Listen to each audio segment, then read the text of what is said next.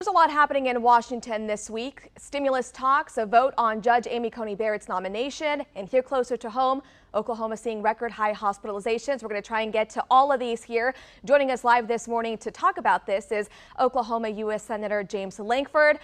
Good morning, Senator. Good morning, Alejandra. Glad that you're here with us this morning. So you're set to meet with Supreme Court nominee Amy Coney Barrett today. Can you tell us more about what you'll be speaking to her about?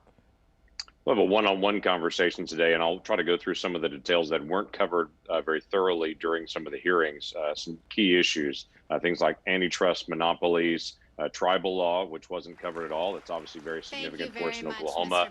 Issues of precedent, issues of how we're going to handle some of the key aspects of religious liberty. There's a lot of additional issues that I still want to be able to dig into to be able to talk to her about her judicial philosophy. So we'll get about 30 minutes together, just one-on-one later this afternoon. Now, this nomination is expected to go through, but back in 2016, you stated that you would not support President Obama's nomination to the Supreme Court during an election year. And right now, this is an issue here with many Democrats who aren't in support of this nomination. What's different this year? Yeah, what's different is actually how the Senate is made up. At that time, it was a divided White House and Senate, and now it's a united White House and Senate. That's no different than what it's been the last 150 years in dealing with Senate precedent. This is the same thing that Joe Biden and Chuck Schumer said during the Bush administration when they came out in the last year and said, hey, we're not going to move forward any nominees. The Senate and the White House are different. We're not going to move forward that. So I get that. That looks different on it, but that's actually the exact same precedent's been there for a long time. The Senate can actually move yes, no, or wait on any nominee. That's the right of the Senate to be able to do constitutionally. And so at times we've chosen to be able to wait and get through it. At times we've chosen to be able to move forward. That's been the same for the last 200 years for us in the Senate. But we'll work through. The key thing on Amy Coney Barrett is she is exceptionally qualified. First in her law school class, taught for 15 years, has heard 600 cases. The very left-leaning ABA, American Bar Association, has said that she is well qualified. She is a very sharp, very good judge and professor before that and lawyer before that. So we're grateful that she stepped up to be able to serve. Let's switch gears here. Just let's talk about this stimulus talks. Right now, there has not been an agreement on that. So many people right now are in desperate need of help, including many people here in Oklahoma. What is happening here? Why can't both sides come to an agreement? Because we're close to the election. It's been very, very frustrating. It seems like everybody's trying to get in one more piece in it. What we tried to put out a month ago from the Senate was, here's the common ground that we know everybody supports. Let's at least move the things that everyone supports. It's additional money on vaccines, additional money on testing, additional money for schools, additional money for unemployment assistance. We have an 8% unemployment rate, which means we have a 92% employment rate right now.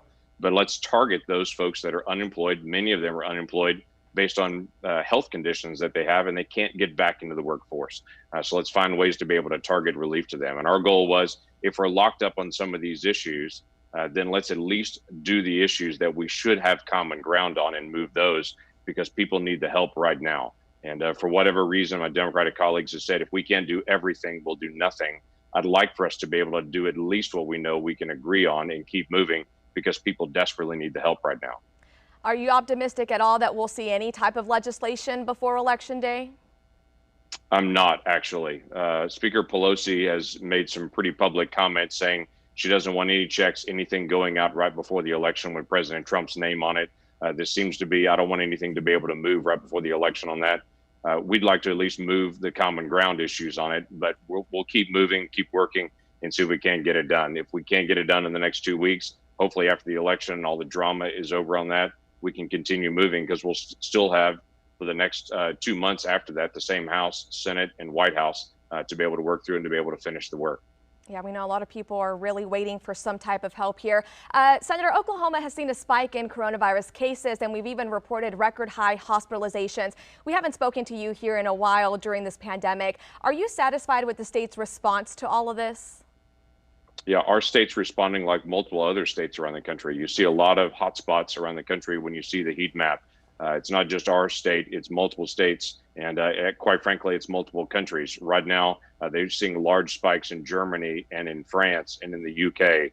So this is the nature of a moving virus. It's hard to be able to blame it on one particular state and their outreach on that when we really see it still happening globally around it as we move through the pandemic. So the key thing, everyone just has to be able to keep their guard on it, washing their hands, wearing masks, doing all those things that we have done now for months as we get through it and as we get closer and closer to a vaccine. The key on this at the end of it is going to be this vaccine. And we have 4 vaccines right now that are in the final stage of human trials. It looks like we will have at least one of those by the end of the year that will be available to the highest risk individuals and to healthcare professionals. And then within the weeks to months after that, we should have those available to the general public by early next year. So that will be very helpful to us to be able to get through this. But we've got to all watch out for our health, regardless of what any policy is out there, to be able to take care of our own selves and our families. Senator Lankford, we appreciate your time. Make sure you keep us updated with everything happening out there in Washington. Thank you.